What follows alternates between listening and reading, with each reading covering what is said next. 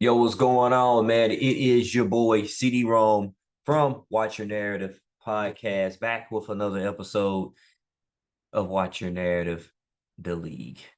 So today is game day, the season opener. The season opener is, of course, tonight.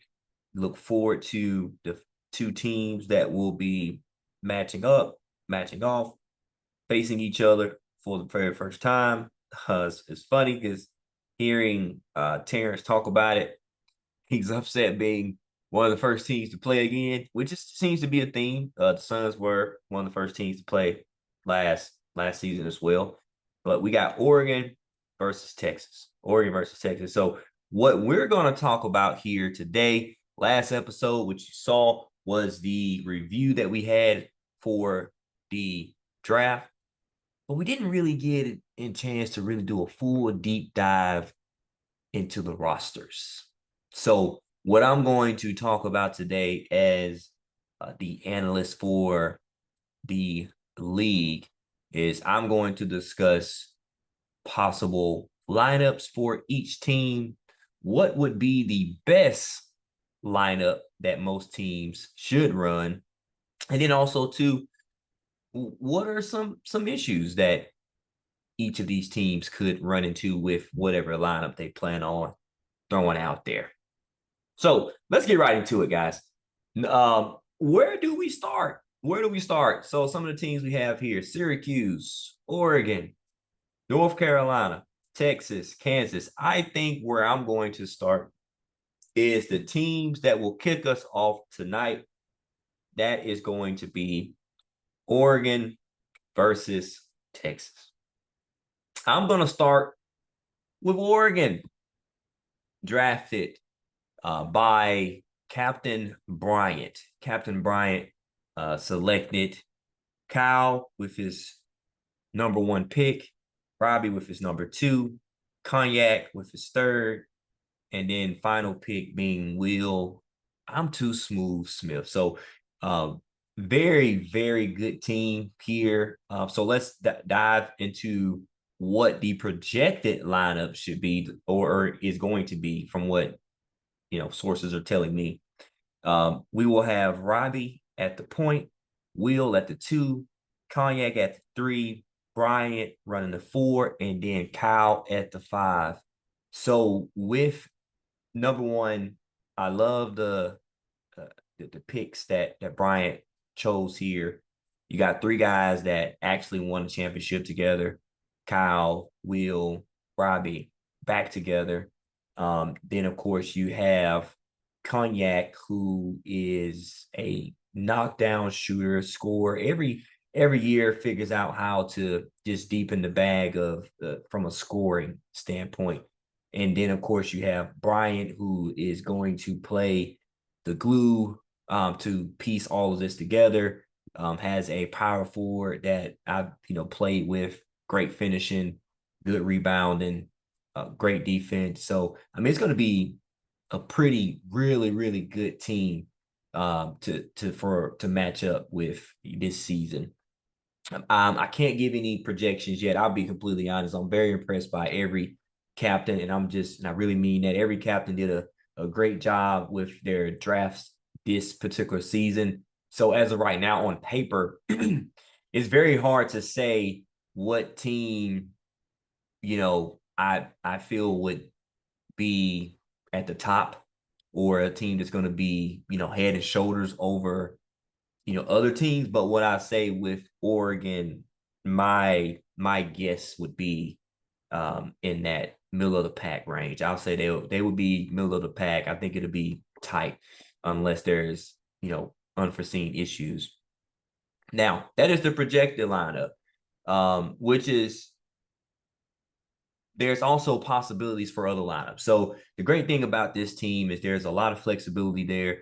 There's other lineups that you could easily throw out there in case that this lineup does not work. You have Kyle, who also has a point guard, who is also a champion point guard, and he won a championship with Robbie being at the wing.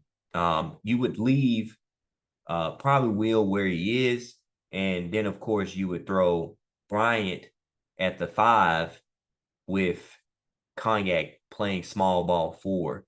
So that team would be a very, very good team, especially with the power forwards that are out there. Cognac would still be able to be very effective at that 4 spot with Robbie at the 3, Will at the 2. So there's certainly options that are out there that, and to be honest with you, I mean, Cognac has a center bill. I'm not sure if he submitted. I know he said he was making one. So, I mean, there's just so much flexibility. So even with this team, if they start out a little slow, I would say to, ride it out, maybe change a few lineups and just see what happens. But I feel like they'll be good. Now, what are some of the questions that I would have for this particular team? The chemistry there is going to be what the chemistry is. You got 3 guys with great chemistry. Brian, who's known these guys for a while. So, and Brian is the guy that's gonna, as long as you got the proper leadership there, he'll fall, into whatever system, as he mentioned before, or even on the pod, he just wants to win. He just wants to get a ring. Cognac, I think the same thing. I've drafted Cognac as a captain myself and got him as a free agent. Played with him at least maybe 3 seasons so far. I almost want to say he's underrated at times because I don't think people realize like really how deep of a bag he typically has, whether it's in the post or post fades. I mean, spin shots. I mean, he's one of the guys I'm seeing using the rhythm shooting as well. I may have even seen him do a rhythm shot off the dribble. I mean, just a guy that can go and get a bucket, and that's what they're going to need for the team to be successful. They're going to need Cognac to be at his best. He is fishing for his first ring. I think playing alongside Kyle and Robbie, this is probably his best opportunity to do so. So I'm hoping that because I would have drafted a similar team, so I'm hoping that this team does do well. The questions are going to be, I mean, number one, Cognac never winning a title. Can he be, one of those top guys to lead this team to do that from a scoring standpoint?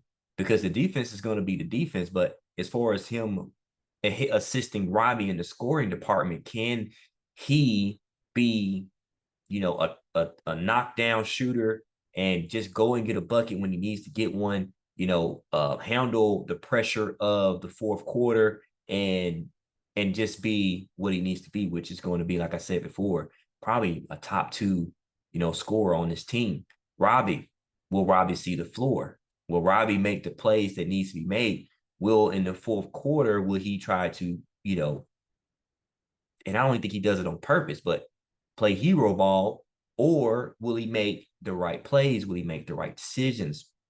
And far as Will go, is Will rusty? Hey, it's one thing to be playing fives, playing good, but then when you get into league play, how are you going to show up? Because they're going to need him as well. I view Will as going to be that number 3, 4 option on any given night, a guy that could very well average 10 to 12 points a game, or I mean, that can go even far as up to 15 to 18, depending in some games. So really anxious to see. So my questions for that particular team, as I mentioned, is just going to be, can, Robbie see the floor, make right, smart decisions as a point guard, managing the clock, just making smart decisions. And then also too with Cognac, same thing. Can he make smart decisions, take smart shots? He's going to take, well, I'll be honest, he does take smart shots. A lot of times when the defense is there, he makes sure he makes the right read. So, but for him, can he be a catalyst for this team to, win a championship? I can't ask any questions about Kyle. We know what Kyle is going to do. We know what Kyle is going to be for this team. It's just about the pieces working together. So we'll see. Let's move on to Texas. Now, Texas for me, same thing. Cody drafted this team, went with Chris at the big spot, which honestly, best pick he could have made. Dominant big, championship big as well. And then of course going with T as that second pick, was able to get James in the third pick, and then Twiz to round it off. So each and every last one of these guys are proven. Each and every last one of these guys have tasted the champagne, so to speak. They're all champions. So great picks there. Projected lineup. Projected lineup is going to be James at the 1, Cody at the 2, Terrence at the 3, Twizzy at the 4, and Chris at the 5. At least that's what my sources tell me. I'm not quite sure if that's going to be the exact lineup, but to me, that is a very, very solid lineup. You got Terrence, who, playing with BI, as he calls him, and you got Twizzy, who once again is a championship guy as well. Won a championship with Chris, so there's chemistry there. Cody and Terrence, of course, tasted the champagne. And I mean, you just got pretty good chemistry all around. I spoke about this before with Cody, to me, being one of the better 3-and-D guys that's going to be in this particular, league.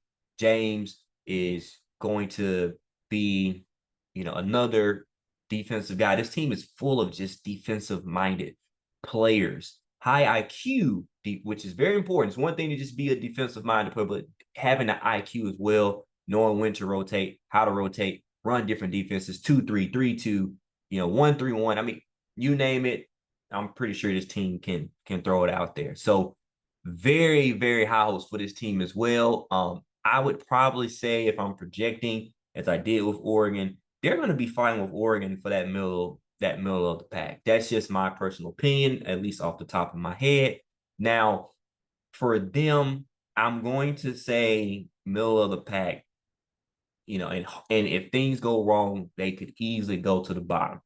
And that's where I'm going to talk about, number one, I'm going to talk about what lineup I think would serve better. But then I'm going to also talk about what could go wrong with this current lineup.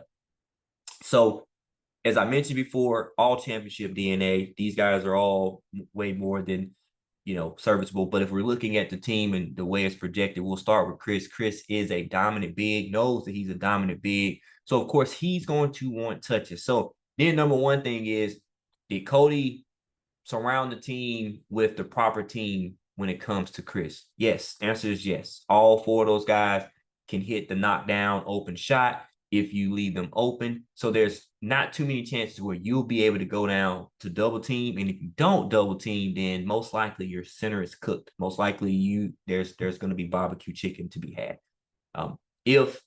But the only thing with that is that, will that slow the game down?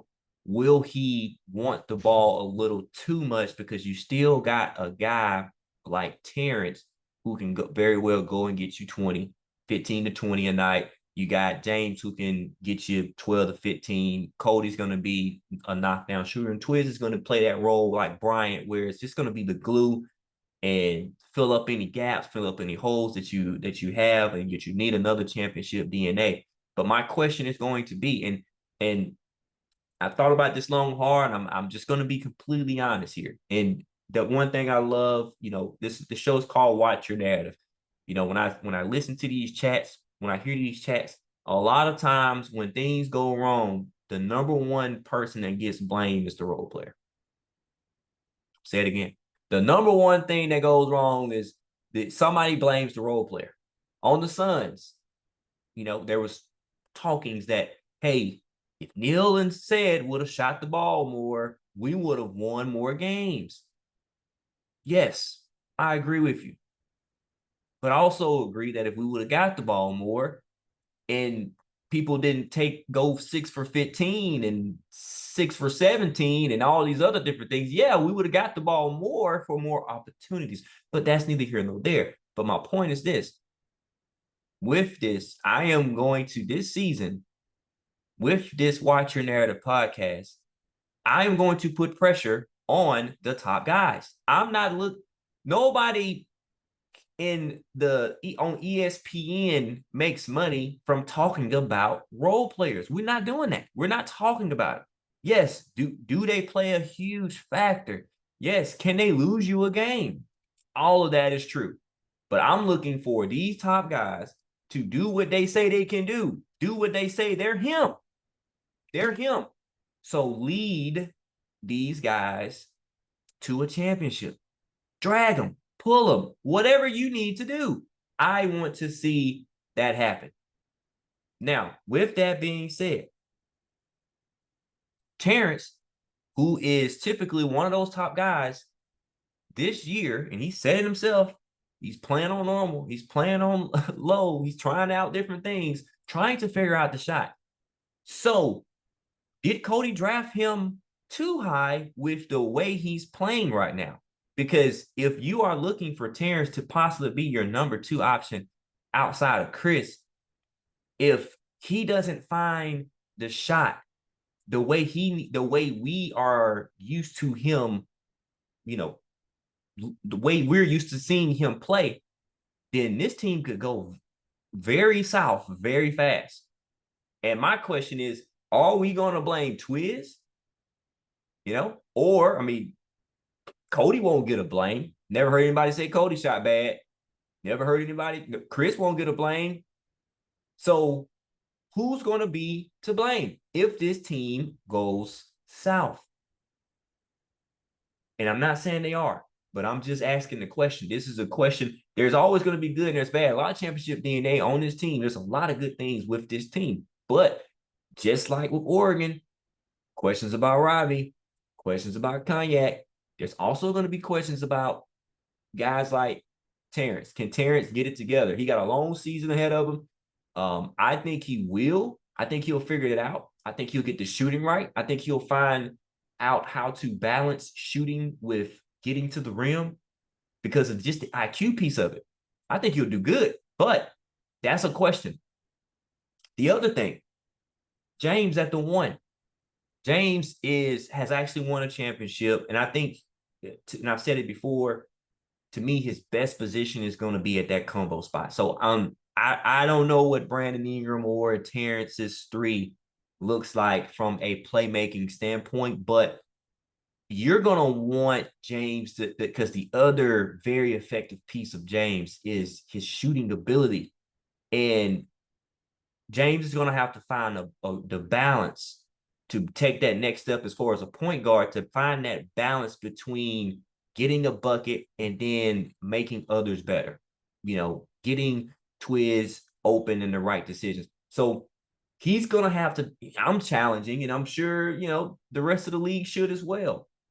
Take the challenge to say, hey, if you want to be in that upper echelon of point guards that have done this before, which is balancing the scoring piece with the also getting others involved, that's going to be a question.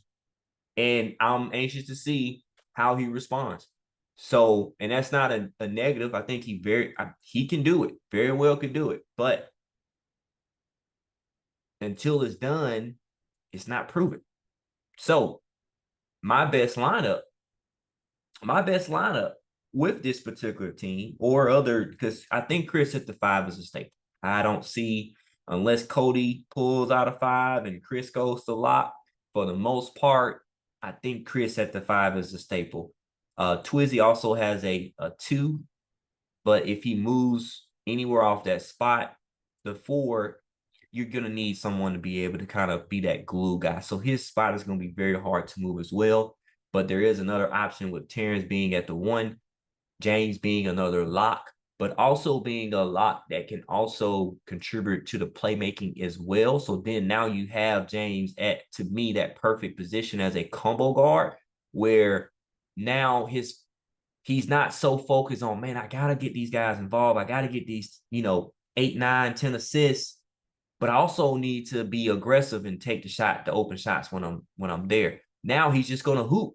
No question. He's just going to hoop. And that to me has been his best performances, when he just goes out there, doesn't think too much about the playmaking side or the shooting side. He just goes out and hoop. So that will be my best lineup. But once again, that would all be based off of Terrence's ability to become what we're used to him being, which, as I mentioned, everybody's not going to like to hear it. Some people are going to say, said you're no. I mean, let's just call a spade a spade. This is not 2K24. It's not 2K23. This game sucks. This game really sucks. And there's a lot of people that are struggling to get to where they want to get to. And it's okay. It's okay. But if you want to be what, that player, that guy, him, then you just get better. You just step up and get better. Now, and this is coming from a guy that's undrafted. So I have the ability to say all these things with no backlash. You guys don't have to. Let's go to Kansas. They're who I'm looking at here. Kansas was Yote's team. Team Yote. First round. I can't even remember who he drafted first. But I think, if I'm not mistaken, he drafted Hunter with the number 1 pick, Martin with the number 2 pick, or the second round, should I say. B. Ross and Neal rounding it out. Great team as well. Projected lineup would be Yote at the 1, Martin at the 2, Neal at the 3, B. Ross at the 4, Hunter at the 5. Once again, a lot of proven championship-worthy guys on this roster. Yote is also the defending champion, so anxious to see what this team looks like. Is from a best fit standpoint. I really love this roster. I love the way the team is projected to look, with Yote at the 1, Martin at the 2. So I think from this lineup is probably one of the better lineups. There are another option that would put Martin at the 1 and Yote at the maybe the 2 or the 3. Basically, just those two swapping. Everybody else, I think, is pretty standard, unless you go Hunter at the 4 and B. Ross at the 5. So there are options there, but for the most part, I think Hunter at the 5 is more than serviceable where he needs to be. B. Ross at the 4, and Neal, as a line called him, CPU Neal, who's just always in the lanes, and it's almost like having an AI guarding. He's very smart player. And then you couple that with Martin in the lanes, this team is going to be, and B. Ross in the lanes, team is going to be Yote in the lanes. This team is going to be crazy defensively. So for me, from a projection standpoint, once again, I'm thinking this team is going to be top of the league. They're going to be fighting for the top of the league, not just the middle of the pack. They're going to be fighting for that top to that mid, that 1 to 3 range. I think this team is going to be fighting for. Now, that's if everything goes right. But what could go wrong? That's what we're talking here. What could go wrong? Everything, all championship guys. These are all championship players. And Yote is proven. But Yote is proven at the 3. Yote is proven at the 3. Once again, I'm going to say what most people won't say. Not unless they're talking about Bryant, Lee, myself, just role players. But I'm going to say what most people won't say, and Yote is proven at the 3.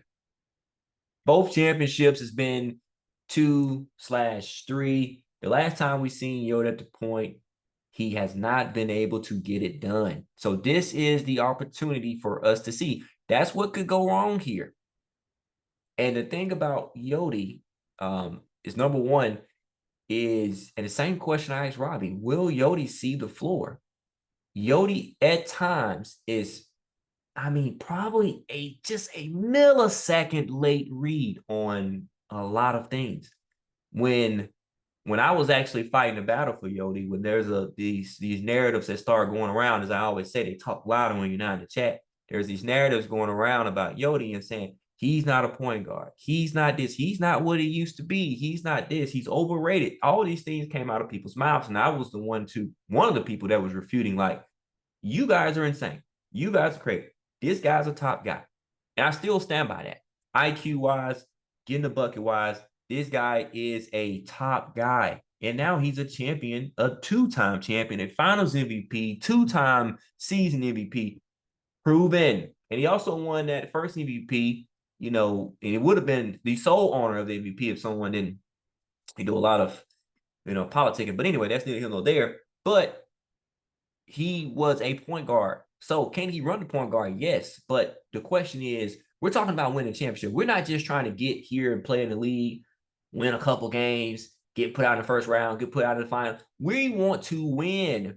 We want to win a championship. So that is the question. Yode's never won at the 1. So can he win at the 1? He has the perfect roster for this. Martin at the 2, knockdown shooter, defender, history. They just won together. Can they get 2 in a row? Then, of course, who didn't want to play with Hunter? Who did not want to draft and play with Hunter? Probably going to be most improved this year. You know, and my question for Hunter is this. He was the number 1 pick. Can he live up to that? Like, let's put it where it needs to be put. He was at the top of a lot of people's draft, and he was in the first round. No pressure, but I think he can.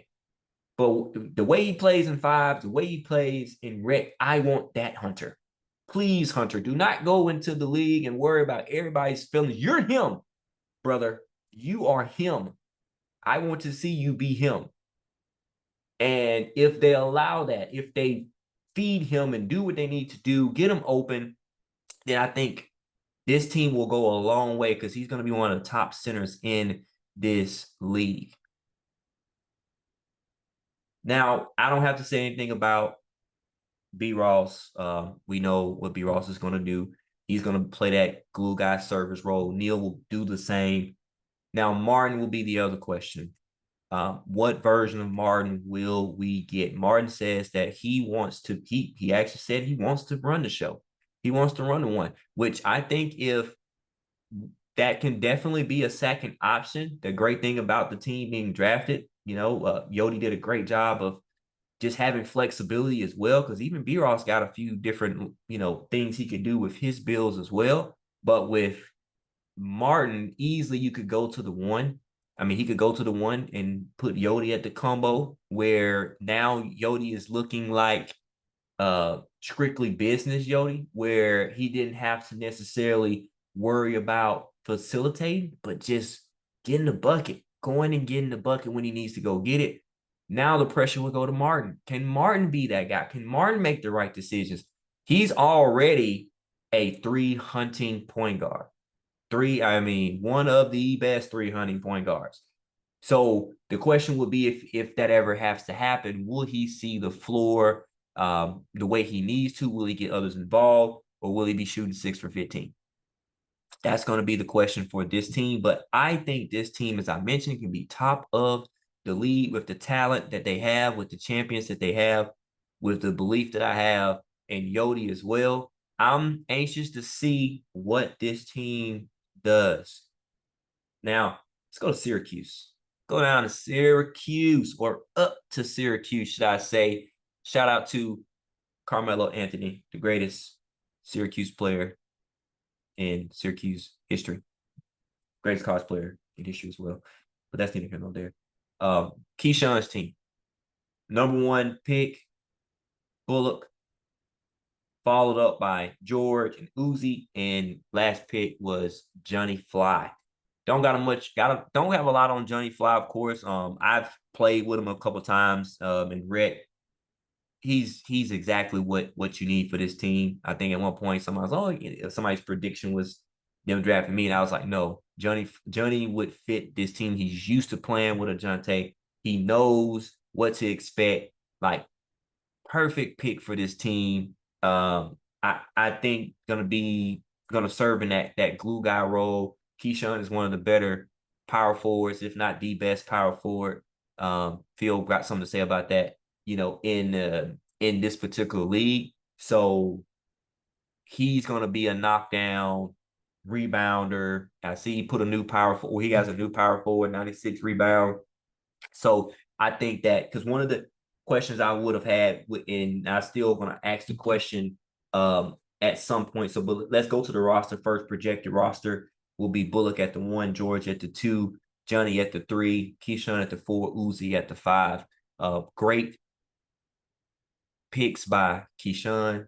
I think he did an excellent job to, surround this, surround his number one pick with some great talent. George, ass shooter, not afraid to pull it. In the chat the other day, he said, I don't care if I'm over 15, I'm going to keep pulling. And that's what you need. That's the type of attitude you got to have. This game really sucks. And we only play it because of this league, because of the association we have amongst each other. But this game really is poo, as they say. But I think with George having that mindset, and he's also using rhythm shooting, and a great defensive player, great IQ, also another guy that's hunting to get that first title, if I'm not mistaken. So anxious to see if he can pull that off. Bullock is also looking to be the first guy to get 4 titles.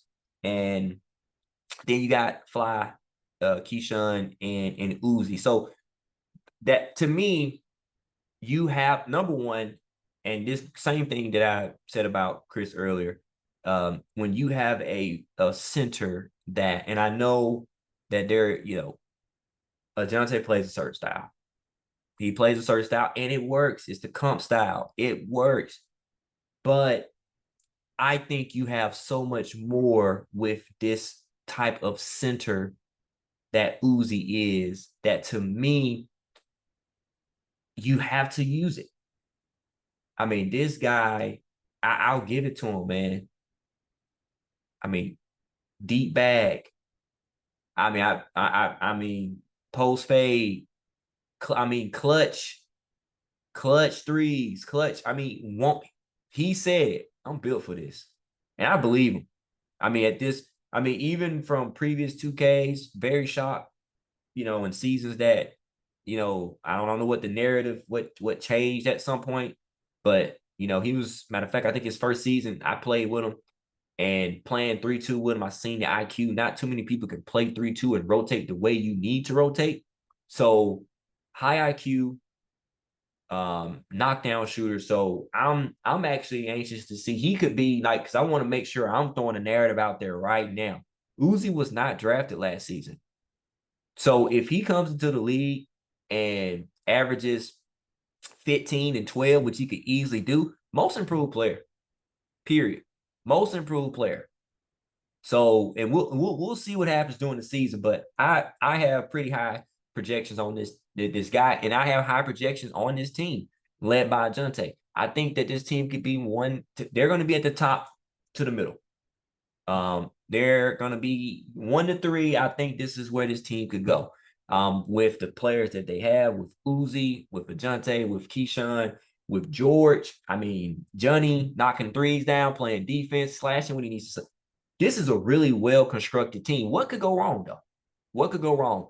I think that there's not a lot of flexibility with these lineups. I don't see too many lineups that don't have Keyshawn at the 4. I don't see too many lineups that don't have Uzi at the 5, George at the 2, Johnny at the 3, Jonte running the 1. There's not a lot of flex. Yes, we could change it. Yes, but no, we're not. We shouldn't. We can't. So there's not a lot of flexibility. So if these lineups don't work, then you're forced to go in the bag, to try to, I don't know, but just there's not a lot of flexibility with the lineup. This team is gonna operate well off of a Jonte and George hitting shots. They're going, and with 2K being the way 2K is, this game is different. This game is poo. Jonte is still not where we're accustomed to seeing him, even though, he's already deadly, already moving with the rhythm shooting. So already got a deadly package bag, but I'm not even going to say he's not, just 2K is just not there, because in previous seasons where he would probably go 12 for 15, now he's going 9 for 15. And that's just, I'm gonna really, in his case, I give him the benefit of the doubt. Because it's just, I see it there, but will the adjustments be made to play the game the way that this game is meant to be? This particular 2K needs to be played, which is a team game. It's a team basketball game. And yes, At one point, the narrative was, was he a point guard? Can't ask that question no more. At least not while I'm around. Not going to allow it. Dude's a point. One of the better ones I've seen. We'll get the right people involved and we'll make the right read. You just got to hit the shot. And he got the perfect team of people that will do that. So my question is, will Uzi be able to rebound as a big with the Austins of the world, with the Chris's of the world? Because rebounding is it's a huge thing here. And Keyshawn's gonna help.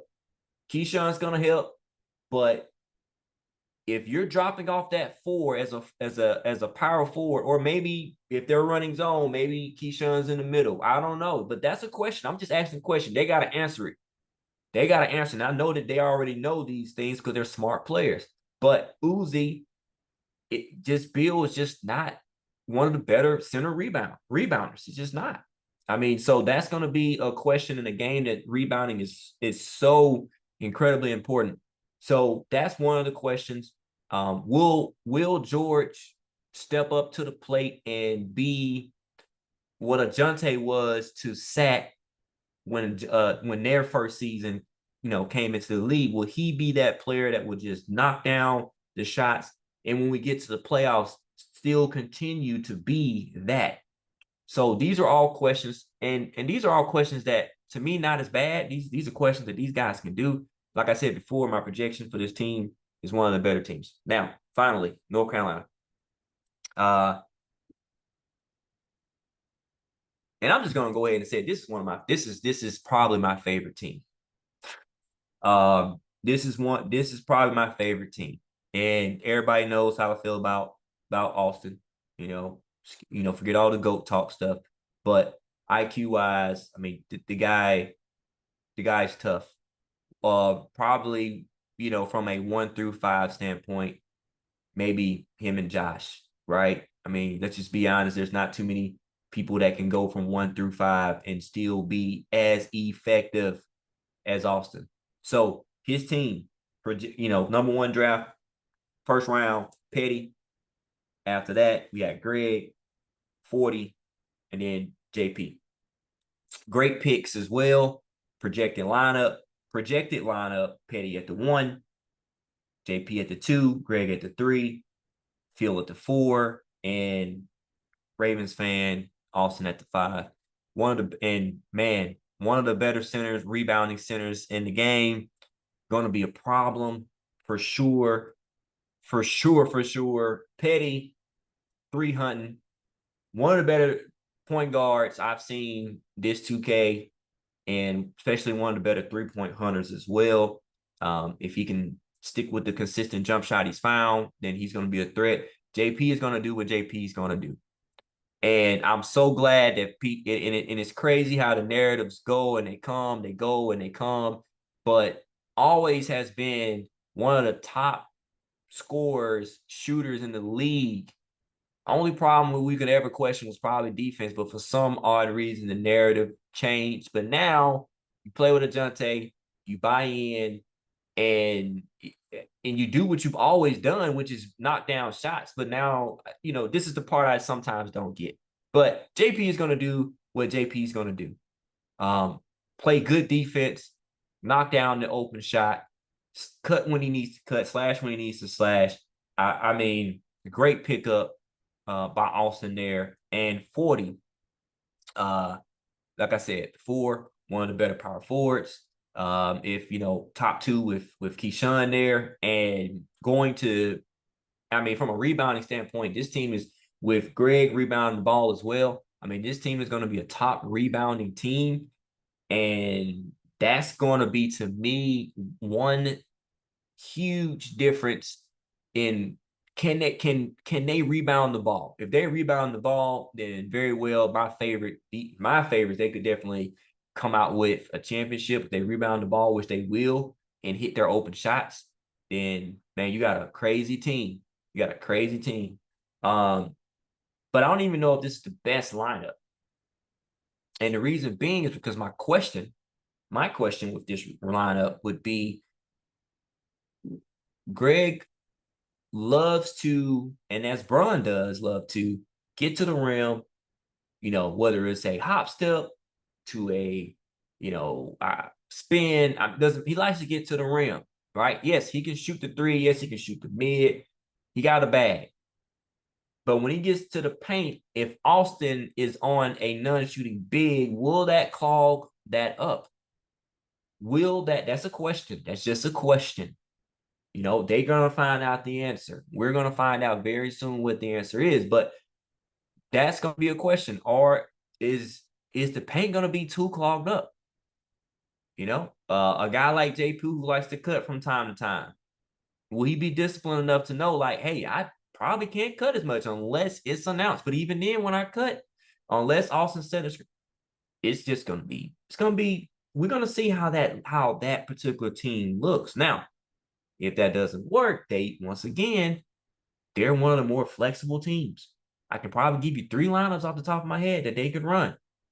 But for sure, one of the switches could very easily be Petty going to the 5, Austin going to the 1. Very easily. Petty is a championship big. Greg is won a championship in the position that literally everyone outside of maybe, and even Austin was running point when they won with SB, more so combo along with Josh. But with Greg, hey, same thing, combo. So, I mean, all 5 of these guys are in positions where they've all won championships before. Phil has done it as well, and finals MVP as well. Let's make sure I throw that out there. So this team can easily change their lineup. Petty at the 5, which the big he has now, incredible. Step back, mid-range, I mean, you name it, doing everything that we're used to, doing the Petty, the standard. I mean, you doing what we're used to him doing. And then, of course, Austin, and then we have more space with that particular lineup if the initial lineup does not work.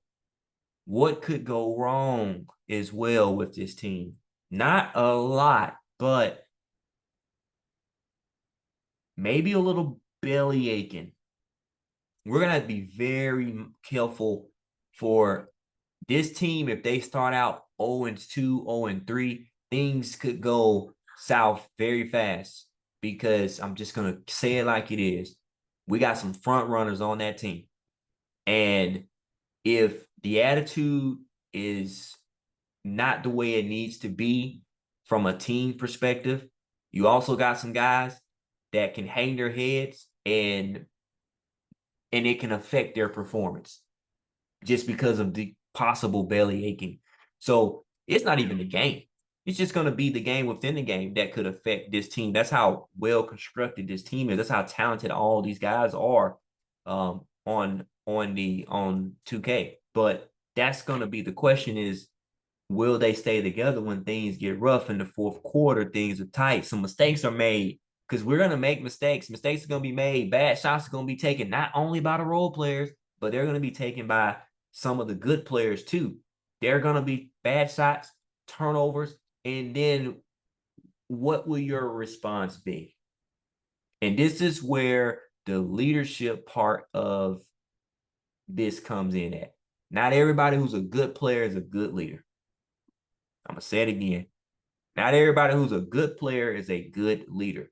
So you have to find out who can. And there's a lot of leaders, and I'm not just, people going to say, oh, I'm talking about Greg. No, there's a lot of people. There's Greg, there's Austin, there's Petty. I mean, these guys are all that are, championship players and MVPs, finals MVPs, all of them, so they're going to have to figure it out from a leadership standpoint, to make sure that this team doesn't get bent out of shape because of maybe a loss or maybe a turnover. Because to me, the only way you beat this team is they're going to beat themselves. Because like I said before, and I could be way off with my projections, but as I mentioned before, I think that they're going to be in that 1-3, North Carolina 1-3 range.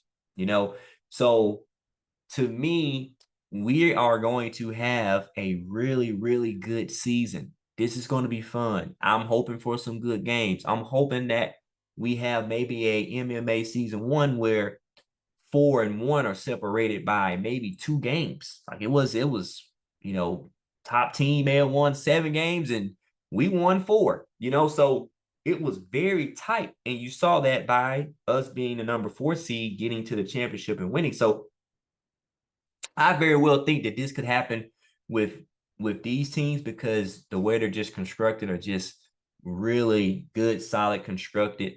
But now you just got to get out there and play ball. Who's going to perform? Who's not going to perform? Who's going to undersell? Who's going to be the next guy to say, you know what, maybe you're not who you used to be or who you think you are? I am. So we're going to see. And I'm excited to see what happens. What happens. And guys, that's it for Watch Your Narrative. And I look forward to tonight. Opener. There will be commentary provided for that particular game. I'm working very hard to get my live on YouTube up. But if that does not work, then there will be a live session watching the game, myself and Sold Out Bruh. And we will have some post-game interviews there as well. So look forward to the season, guys. And let's play ball, man. Watch Your Narrative. We're out.